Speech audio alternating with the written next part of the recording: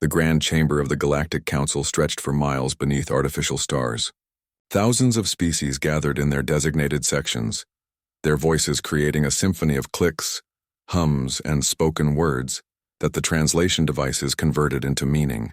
Today's session would determine the fate of a border dispute that had lingered for years.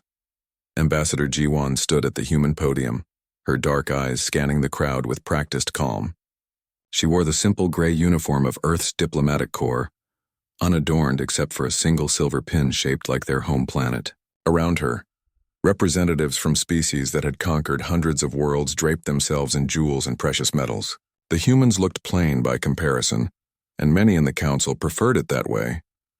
"I stand before you for the 5th time to deliver the same warning," Jiwan said, her voice steady and clear. "The space you designate as Sector 447, which you wish to open for colonization, falls within Earth's protected domain. We respectfully ask that you honor our territorial claim and avoid entering what we call the Quiet Zone." A rumbling laugh echoed from the Chromath section.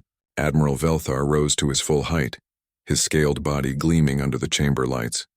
His species had evolved on a world of ash and fire, and they brought that same burning ambition to every corner of space they touched. Behind him, 47 flags represented the systems his empire had claimed in just 2 decades. "The human speaks of protection," Velthar said, his voice dripping with amusement. "Protection of empty space. We have scanned this region thoroughly. There are 17 habitable worlds, asteroid belts rich in rare minerals, and no significant military presence except for a handful of human monitoring stations.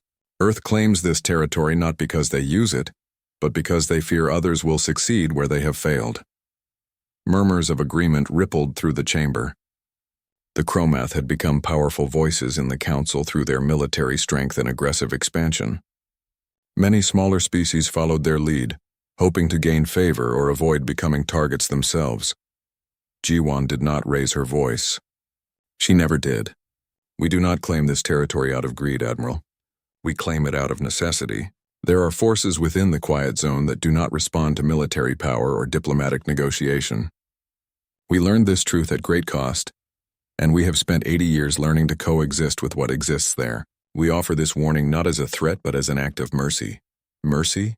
Velthar's laugh boomed louder this time. "Humanity achieved faster than light travel barely a century ago. You have colonized 12 systems while my people control 47. What could you possibly know that we do not? What could exist in empty space that the greatest military fleet in the galaxy should fear?" In a private observation booth high above the council floor, Scholar Tindar watched the proceedings with growing unease. His compound eyes could process information faster than most species, and he had spent months researching the history of the Quiet Zone. What he found troubled him deeply. 3 times in recorded history, various civilizations had attempted to enter the space that humans now guarded. The first attempt was 4,000 years ago. The second was 2,000 years ago. The third was 800 years ago. None of the expedition fleets returned. Not a single ship, not a single transmission after they crossed the boundary. Tindar had tried to present his findings to the council, but no one wanted to hear warnings based on ancient history. The prevailing belief was that modern technology had made such concerns obsolete. Whatever destroyed those ancient fleets surely could not threaten a civilization with quantum shields and antimatter weapons. But Tindar noticed something the others missed. Each of those lost civilizations had been at the peak of their power when they vanished into that region of space. They had been confident, aggressive, and certain of their superiority, just like the Chromath. The council vote proceeded as expected. 247 species voted in favor of allowing the Chromath expedition. 32 voted against. 15 abstained. Earth's single vote of opposition barely registered in the final count. Ambassador Jiwan remained standing at her podium as the chamber erupted in discussions about resource distribution and colony rights. She caught Tindar's eye from across the distance, and the scholar saw something in her expression that chilled his carapace. It was not anger or frustration. It was pity. 3 weeks later, the Chromath Imperial fleet assembled at the edge of the Quiet Zone. 300 warships, each one capable of reducing a planet's surface to molten glass. Admiral Velthar stood on the bridge of his flagship, watching the final preparations with satisfaction. This would be his greatest triumph, the expansion that would make his name legendary among his people. A transmission came through from the human monitoring station at the border. Commander Taman appeared on the screen, a man with gray hair and tired eyes. He looked like he had not slept well in years. "Admiral Velthar, this is your final warning. Do not cross this boundary. We cannot protect you once you enter the quiet zone. Turn back while you still can." Velthar sneered at the screen. "Your warnings are noted and dismissed, human. My fleet will pass through your supposed danger zone and establish colonies on the far side within a month. When we succeed, perhaps the Council will reconsider Earth's excessive territorial claims." "We have tried to warn you," Timon said quietly. "What happens next is not our doing. Remember that." The transmission ended. Velthar gave the order, and 300 ships surged forward across the invisible line that marked the edge of Earth's domain. On the human monitoring station, Commander Taman watched the fleet disappear into the sensor shadows that perpetually clouded the zone. Around him, his crew worked in silence. They had all seen this before, though never with a fleet so large. They knew what would come next. Admiral Hyunwoo's face appeared on Taemin's private screen. The old man looked even more tired than usual. "They have crossed," Taemin reported. "How long do you estimate?" Hyunwoo asked. "Based on their course and speed, they will reach the deep zone in 72 hours. After that, perhaps another day before the anomaly responds to their presence." Hyunwoo nodded slowly. "Maintain observation protocols. Record everything. The galaxy needs to understand what we have been protecting them from." "Yes, sir. And if they try to retreat, guide them to the safe corridors if they listen. But once the anomaly fully awakens around them, there will be nothing we can do." The screen went dark. Taemin returned to his watch, staring at the screens that showed nothing but empty space and scattered sensor ghosts. Somewhere beyond his sight, 300 ships full of living beings sailed toward a fate that humanity had learned to fear and respect. They would learn soon enough why Earth had warned them. They would learn why some territories were not worth claiming. They would learn why the humans who lived on the edge of the quiet zone never slept well, but by the time they learned these lessons, it would be far too late. Captain Sujin guided her stealth ship through the darkness with practiced ease. The vessel was small, barely large enough for a crew of 5 and designed to be invisible to most sensor systems. Its hull absorbed electromagnetic radiation like a black hole swallowed light. For 3 days, she had been following the Chromath fleet from a distance of 12,000 kilometers, recording every movement and transmission. The fleet maintained perfect formation as they advanced deeper into the quiet zone. Their confidence showed in every aspect of their movement. They did not bother with defensive patterns or cautious scanning protocols. They traveled like conquerors entering territory that already belonged to them. "Captain, their communication chatter has increased," reported Lieutenant Jae-hyun from his station on the human monitoring base. His voice came through Sujin's earpiece with crystal clarity despite the distance. "They are discussing which planets they will claim first. Some are already arguing about mining rights." Sujin allowed herself a small, sad smile. "They still do not understand. How much longer until they reach the deep zone? 37 hours at current speed. The anomaly signatures? Still dormant. Background readings only. But we are detecting the usual distortions forming ahead of their path." Sujin knew those distortions well. Every human who worked near the quiet zone learned to recognize the subtle signs that reality was beginning to bend.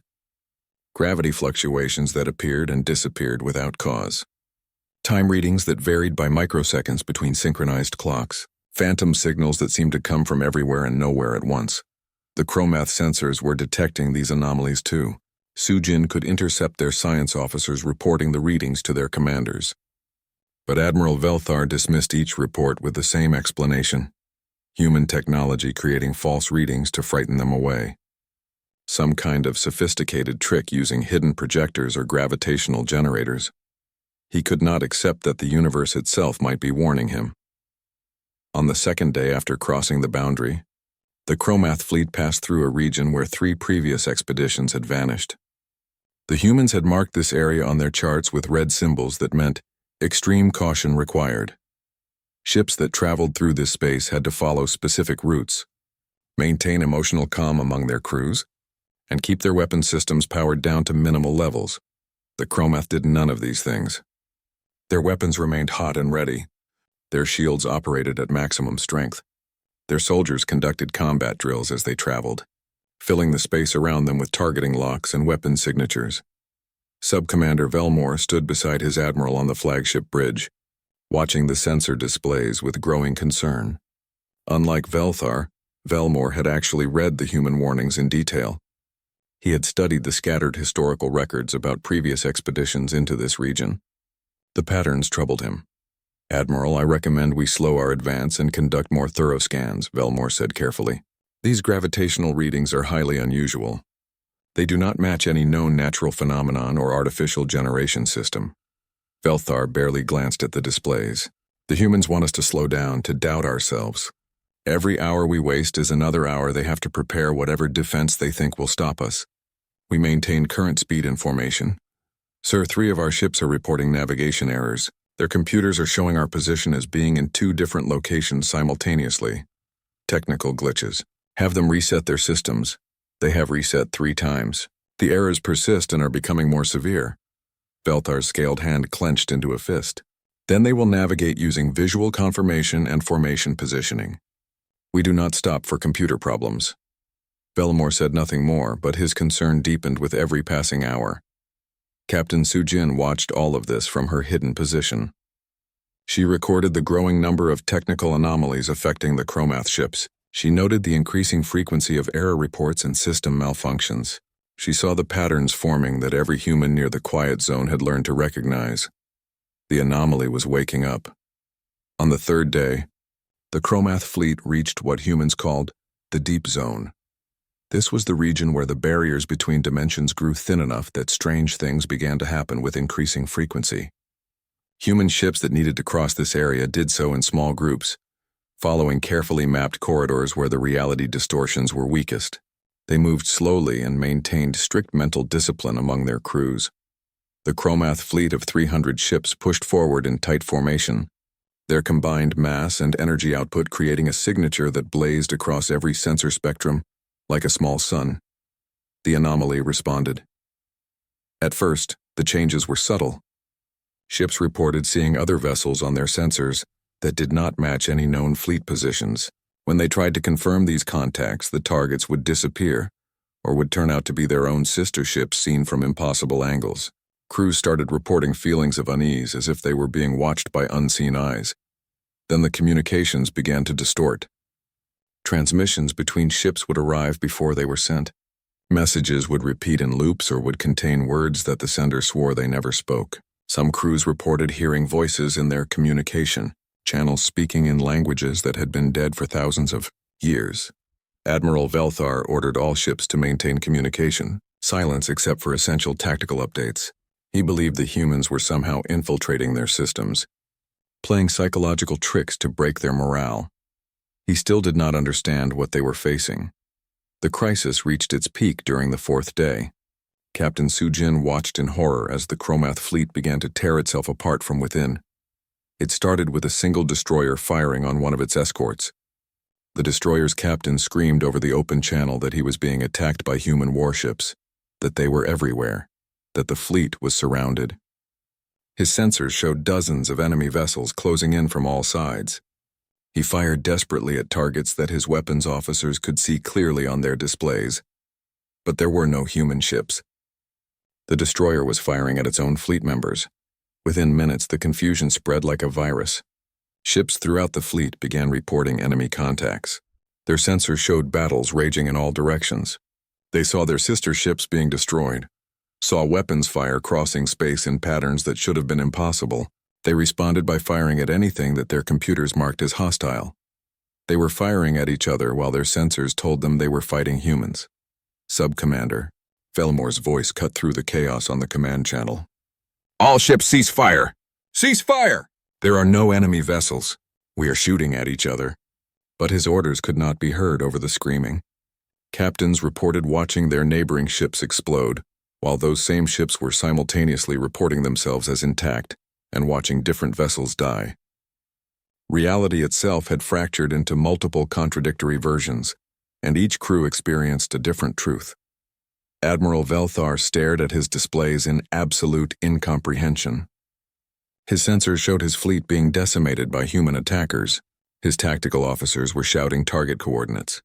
His weapons stations were firing full barrages at the enemy, but a small part of his mind noticed that the enemy ship positions exactly matched where his own fleet should have been.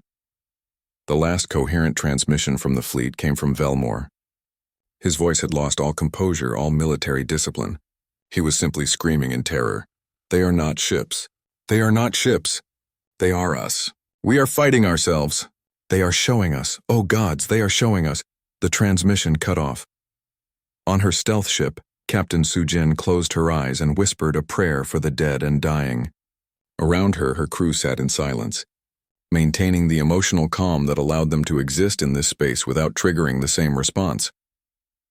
Lieutenant Jae-hyun's voice came through her earpiece, tight with suppressed emotion. "Captain, all contacts have ceased transmitting." "The fleet is gone," confirmed, Sujin said quietly. "Maintain observation position. Begin recovery protocols for automated data buoys if any survived." "Yes, Captain." Sujin opened her eyes and looked at the screens showing the debris field where 300 ships had been. The anomaly had fallen quiet again, satisfied or simply indifferent. The space looked empty and peaceful, as if nothing had happened. But somewhere in that darkness, thousands of beings had died, killed by their own hands while their minds were trapped in fractured realities that the anomaly had created around them. The humans had tried to warn them. They had tried to explain, but the Chromath had been too proud to listen, too confident in their military superiority to accept that some things in the universe could not be conquered with weapons. Now they knew the truth that humanity had learned long ago. The Quiet Zone earned its name not because nothing happened there, but because no one who learned its secrets ever lived to tell others about them. No one except the humans, who had paid the price of understanding in blood and sanity. 3 weeks had passed since the Chromath fleet disappeared into silence. The Galactic Council chambers filled with representatives once again, but the atmosphere had changed completely. Where before there had been confident discussions of expansion and conquest, now there was only fear and confusion. The Chromath government had sent increasingly desperate messages demanding answers. 300 ships with crews totaling nearly 40,000 individuals had vanished without explanation. No distress calls, no debris fields detected by long-range scans, no survivors requesting rescue. Just silence where a mighty fleet had been. Ambassador Ji-won stood at the human podium once more. She looked older than she had 3 weeks ago, as if the weight of foreknowledge had physically pressed down upon her shoulders. Around her, the gathered species waited with an attention they had never given her warnings before. "The Galactic Council has demanded that Earth explain the fate of the Chromath Imperial Fleet," Ji-won began, her voice carrying clearly through the vast chamber. "We will answer your questions truthfully, though you may not welcome the truth. Earth did not destroy the fleet. We did not fire a single weapon. We did not interfere with their passage in any way. The Chromath entered a region of space that humanity has been carefully managing for 80 years, and they triggered a response that we tried to warn you about." Councillor Rathzek, a political rival of the Chromath who had voted against the expedition, leaned forward in his seat. "You speak of managing a region of space. What does this mean? What exists in the Quiet Zone that could destroy an entire fleet?" "We call it the anomaly," Ji-won said. "A region where the normal laws of physics break down, where the barriers between dimensions grow thin, where reality itself becomes unstable. We do not fully understand it, and we do not claim to control it. We have simply learned to coexist with it through careful observation and strict protocols." The chamber erupted in shouted questions and demands for proof. Ji-won raised her hand, and a holographic display appeared above the council floor. President Dong-hyun materialized in the projection, his image filling the space where all could see him. "Members of the Galactic Council," President Dong-hyun said, his voice grave, "I appear before you to provide evidence of what occurred to the Chromath fleet. 3 days ago, our recovery teams retrieved several automated data buoys that the Chromath deployed before their fleet was lost. We have extracted partial records from these devices. What you are about to see is disturbing, but it is necessary that you understand the truth." The holographic display shifted, showing footage from multiple Chromath ships. Engineer Yuna had worked day and night to reconstruct the data fragments into a coherent timeline. What she had discovered haunted her dreams. The footage showed the Chromath fleet advancing confidently through empty space. Then the first anomalies appeared. Ships began reporting contacts that did not exist. Navigation systems showed impossible readings. Crews started seeing things that could not be real. The assembled council watched in growing horror as the fleet began to destroy itself. Ships fired on each other while their crews screamed that they were fighting human vessels. Captains reported watching their sister ships explode, not realizing that those same ships were reporting watching them explode. Reality had fractured into multiple contradictory versions, and each crew lived in a different nightmare. The footage showed Admiral Velthar on his bridge, ordering his weapons to fire at targets his sensors marked as human warships. But the tactical display made it clear to any outside observer that he was firing at his own fleet. His face showed absolute conviction that he was fighting an enemy attack, even as his weapons tore his allies apart. The final piece of footage came from Sub-Commander Velmore's personal log. His face filled the screen, no longer composed and professional but twisted in terror and comprehension. "We were wrong about everything," Velmore whispered, his voice breaking. "The humans were not lying. They were not hiding resources. They have been living next to something that we cannot fight, cannot negotiate with, cannot comprehend. It does not destroy with weapons. It destroys by showing us realities that are not real, or perhaps too real, or real in ways we cannot survive experiencing. Our sensors show us our fleet being attacked. Our eyes see the enemy clearly. But I have compared logs with other ships, and we are all seeing different attacks, different enemies, different battles. The anomaly is making us kill each other by trapping each of us in our own personal version of reality. The humans knew this would happen. They tried to warn us. They have learned to survive this by methods we did not listen to, and techniques we mocked. We die not because we were weak, but because we were too proud to." The log cut off abruptly. That had been the last transmission from any ship in the fleet. The council chamber fell into absolute silence.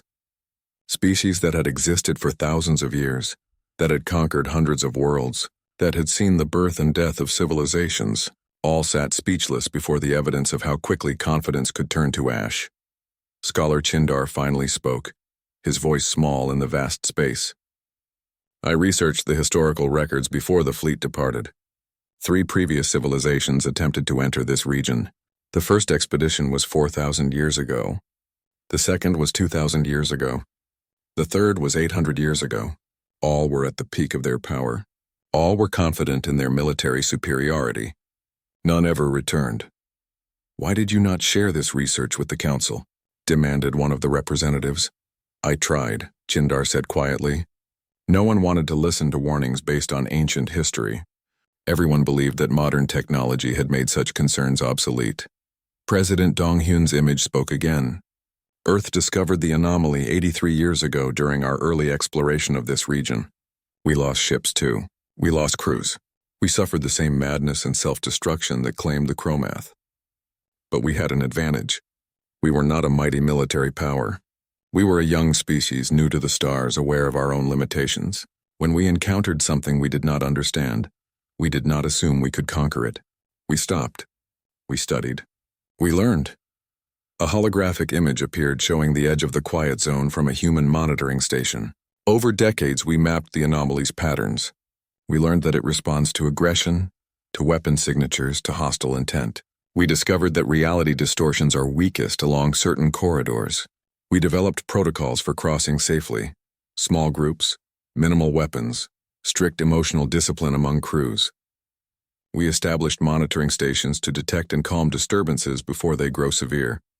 You have been protecting us," Counselor Rathzek said slowly, understanding dawning. "Your territorial claims were not about resources or expansion. You have been containing this anomaly, keeping others away from it." "Yes," Jiwon confirmed. "We tried to share this knowledge, but no one believed us. You saw our warnings as the desperate claims of a weak species trying to protect territory they could not defend militarily. You saw our caution as cowardice. You saw our experience as ignorance." Commander Taemin appeared in another holographic window. His tired eyes reflected the weight of watching another fleet die. 3 days after the Chromath entered the deep zone, we detected the massive energy signatures that indicated the anomaly had fully awakened.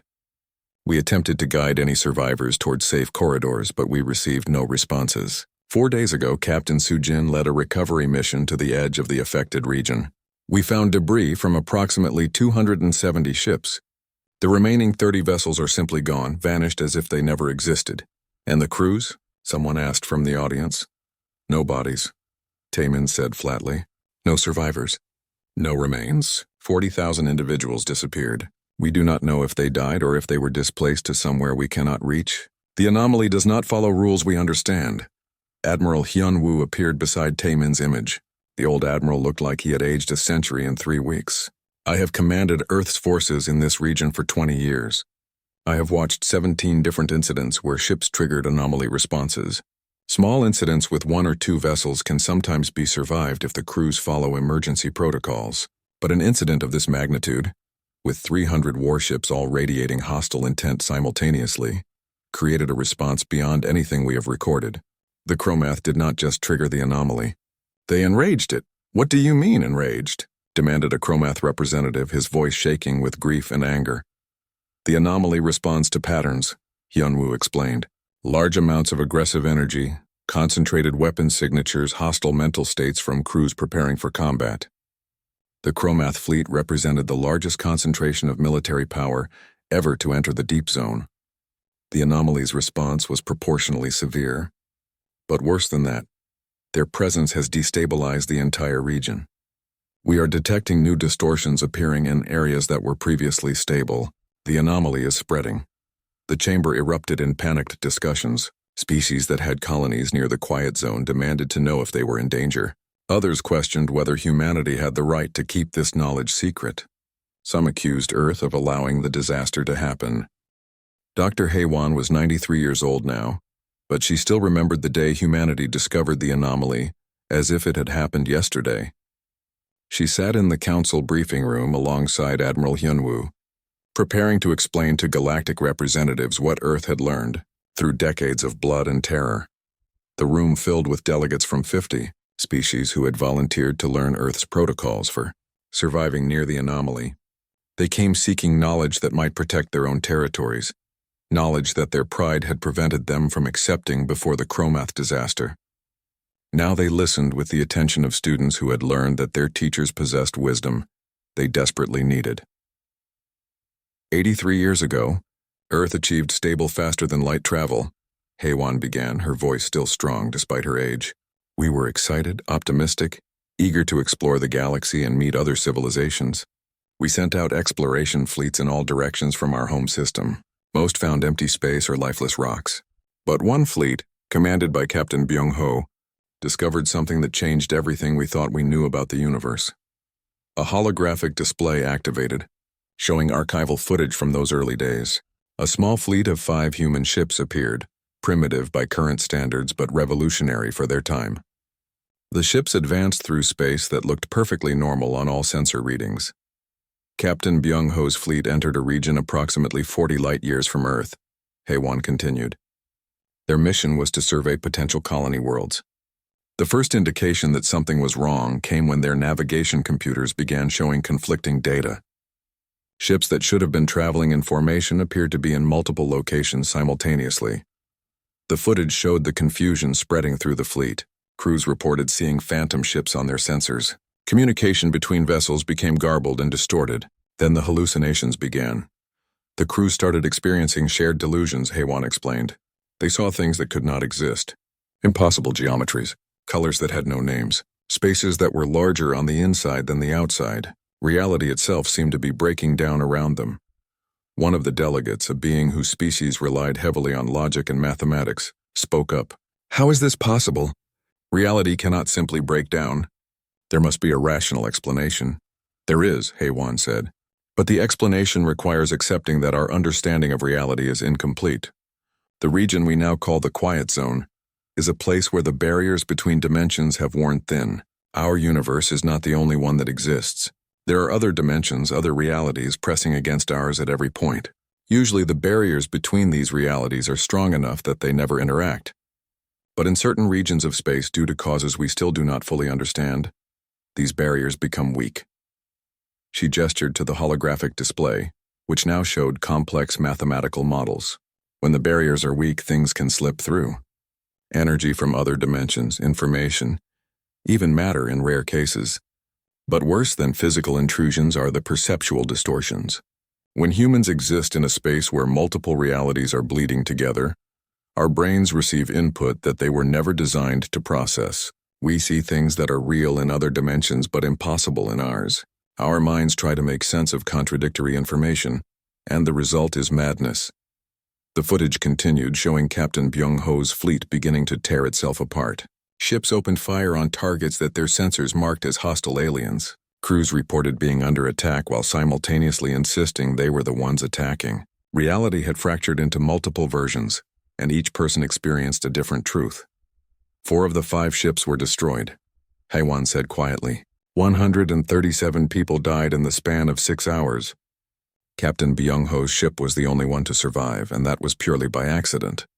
His weapon systems had malfunctioned during the initial distortions, leaving him unable to fire.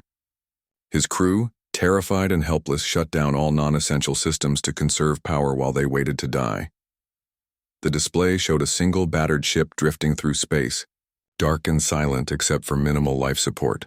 And that is when Captain Byung-ho made the discovery that saved humanity, Haewon said. When his ship went dark and quiet, when his crew stopped fighting and accepted their fate, the distortions around them began to fade. The anomaly, whatever it truly was, seemed to respond to their emotional state. Aggression fed it. Fear fed it. Hostile intent and active weapons systems fed it. But calm acceptance starved it. Captain Byung-ho realized this pattern and ordered his crew to maintain absolute emotional discipline. They spent 3 days drifting through the anomaly, meditating, controlling their breathing, keeping their minds as calm as possible. Slowly, carefully, they reactivated their engines at minimal power. They navigated by manual observation rather than computer systems. They moved like people walking through a sleeping predator's den, taking care not to wake it. The footage showed the ship finally emerging from the anomaly zone, damaged but intact. The crew looked like they had aged years in those 3 days. Captain Byung-ho's report led to the greatest research initiative in human history, Haewon continued. We sent carefully controlled expeditions back into the anomaly region. Small ships, minimal weapons, crews trained in meditation and emotional control. We lost more people during this research. We made mistakes. We learned which behaviors triggered responses and which allowed passage. It took us 15 years to map the first safe corridor through the anomaly. Ambassador Myung-hee appeared in the holographic display, a woman who had died 20 years ago but whose work had established Earth's warning protocols. Ambassador Myung-hee was the one who insisted we warn other species about the anomaly, Haewon explained. She argued that keeping this knowledge secret was immoral, that other civilizations would eventually encounter the anomaly and suffer the same fate we nearly did. But when she brought Earth's findings to the Galactic Council, she was dismissed as a liar trying to claim territory through fear. The delegates shifted uncomfortably, remembering how their own governments had reacted to those early warnings. Over the following decades, we established monitoring stations around the anomaly, Haewon continued. We learned that certain technologies could help stabilize the barriers between dimensions. We discovered that the anomaly was not uniform, but had regions of greater and lesser intensity. We found that small disturbances could be calmed before they grew large enough to become dangerous. Most importantly, we learned that the anomaly responded to patterns of behavior. Large concentrations of military power triggered the strongest responses. Groups of ships radiating hostile intent created feedback loops that amplified the distortions. Admiral Hyun-woo stood to address the gathered delegates. What Dr. Haewon has explained is the scientific understanding we have developed. But there is a practical element that must be emphasized. The protocols we use to safely traverse the anomaly require psychological discipline that most species do not naturally possess. Human culture, by accident or fortune, had developed practices that happened to be useful for this purpose: meditation, mindfulness, the ability to maintain calm in the face of incomprehensible phenomena. You are saying we must change our fundamental nature to survive near the anomaly? Asked one delegate. No, Hyun-woo said. You must simply accept that some regions of space cannot be conquered through military power. You must learn to move through them with humility rather than aggression. You must train your crews to control their emotional responses. These are skills that can be taught, but they require time and dedication to master. A Chromath representative spoke, his voice heavy with loss. My people sent our finest warriors into the anomaly. They were the strongest, most confident soldiers our empire has ever produced. Are you saying this is why they died? Yes, Hyunwoo said bluntly. The anomaly responds most strongly to military power and aggressive intent. Your fleet was the worst possible group to send into that region. 300 warships bristling with weapons, crews trained for combat, minds focused on conquest and domination. The anomaly did not destroy them. It simply reflected their own aggression back at them in forms they could not recognize. They killed each other while believing they were fighting an enemy attack. The Chromath representative looked like he might collapse. They died because they were too strong? They died because they believed strength was the answer to every challenge, Haiwan said gently. Humanity learned this lesson at great cost. We were fortunate that we encountered the anomaly when we were still weak and cautious. A species that had achieved military dominance before discovering the anomaly would likely have suffered total annihilation. Scholar Chindar had been sitting quietly, absorbing everything. Now he spoke with the careful precision of someone who had spent months researching the subject. I found records of 3 previous civilizations that vanished after entering this region. Were they all destroyed by the same phenomenon? We believe so, Haiwan confirmed. The anomaly has existed for thousands, perhaps millions of years. Civilizations rise, achieve power, expand outward. 6 months had passed since the Chromath fleet disappeared into the anomaly. The Galactic Council chambers had transformed from a place of proud declarations and territorial disputes into something resembling a classroom. Representatives from 50 species gathered regularly to learn protocols that might save their people from the fate that had claimed 40,000 Chromath souls. Ambassador Jiwon stood at the human podium. But today she was not delivering warnings or explanations. Today she was accepting the formal apology and recognition that Earth had sought for decades. The High Chancellor of the Galactic Council, a being whose species had existed for 12,000 years, spoke with genuine humility. The Council formally recognizes Earth's territorial claims to the region designated as the Quiet Zone. We acknowledge that humanity's warnings were issued in good faith and with knowledge earned through sacrifice. We apologize for dismissing your expertise and for allowing pride to override caution. The Chromath disaster might have been prevented if we had listened to your repeated warnings with the respect they deserved. Jiwon accepted the apology with grace, though those who knew her well could see the sadness in her eyes. Recognition had come at the price of 40,000 lives. Earth accepts the Council's apology and looks forward to cooperation rather than conflict. We pledge to share all knowledge we have gained about the anomaly and to work with any species seeking to protect their people from similar threats. The Chromath Empire, devastated by the loss of their most powerful fleet, had signed a comprehensive non-aggression pact with Earth. Their new ambassador, a scholar rather than a military officer, approached Jiwon after the formal session ended. My people are broken, he said quietly. We sent our finest warriors believing they could conquer anything. Now we understand that strength has limits. We wish to send officers to train with your forces, to learn the humility and discipline that our culture has never valued. Your officers will be welcome, Jiwon replied, but understand that what we teach cannot be learned quickly. It took humanity decades to develop these protocols. Your people will need patience. We have learned patience through grief, the Chromath ambassador said. We will take whatever time is necessary. At the edge of the Quiet Zone, training programs had begun in earnest. Admiral Hyunwoo oversaw the instruction of alien officers in the techniques humanity had developed for surviving near the anomaly. The training facility had been expanded 3 times to accommodate the number of volunteers seeking to learn. Captain Sujin found herself commanding the first mixed species patrol unit. Her crew included 2 Chromath officers, 3 insectoid researchers including Scholar Chindar, and representatives from a dozen other species. They prepared for their first joint patrol through one of the green corridor routes that humanity had mapped as relatively safe.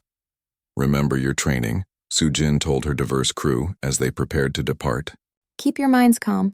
If you begin to see or hear things that seem wrong, acknowledge the perception but do not react with fear or aggression. The anomaly feeds on strong emotions.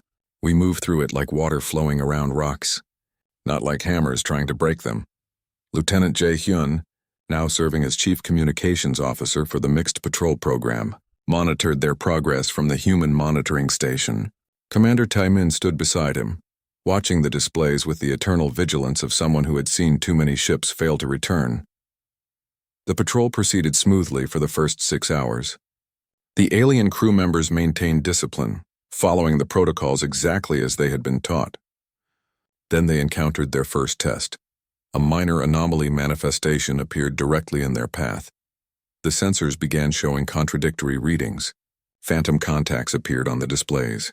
The ship's computer reported being in 2 locations simultaneously. Several of the alien crew members tensed immediately, their instincts screaming that something was wrong and they needed to respond with force. "Steady," Sujin said calmly. "This is a minor distortion. We have encountered hundreds like it.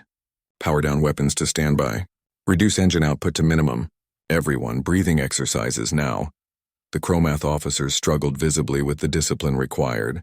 Their entire culture emphasized aggressive response to threats. Their training had been built around the principle that showing weakness invited attack. Now they had to suppress every instinct they possessed and simply accept the strangeness around them without reacting. One of them, a young officer named Tae Yang who had taken a human name as a sign of respect for his teachers, closed his eyes and focused on the breathing patterns Sujin had taught. His companion, a female officer named Hyejin, followed his example. Slowly, painfully, they brought their emotional responses under control. The distortion held for 7 minutes that felt like hours. Then gradually it faded. The sensors returned to normal. The phantom contacts disappeared. The ship's position resolved to a single location. "Well done," Sujin said, genuine pride in her voice. "You just survived your first encounter with the anomaly. Many human crews failed their first test. You succeeded." Taeyang opened his eyes, his scaled hands trembling slightly. "That was the most difficult thing I have ever done. Every instinct I possess screamed at me to fight, to respond with force. Remaining calm while reality fractured around me went against everything my people believe. And yet you did it," Sujin pointed out, "which means your people can learn. This is the first step toward ensuring that what happened to your fleet never happens again."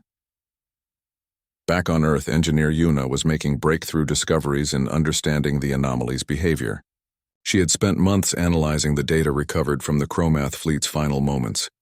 Comparing it with decades of human observations, her research suggested something remarkable. "The anomaly is not simply a natural phenomenon," she explained to a gathering of scientists from multiple species. "It appears to respond to consciousness itself. When large numbers of beings with hostile intent concentrate in one area, the anomaly reacts by amplifying and reflecting those intentions back at them.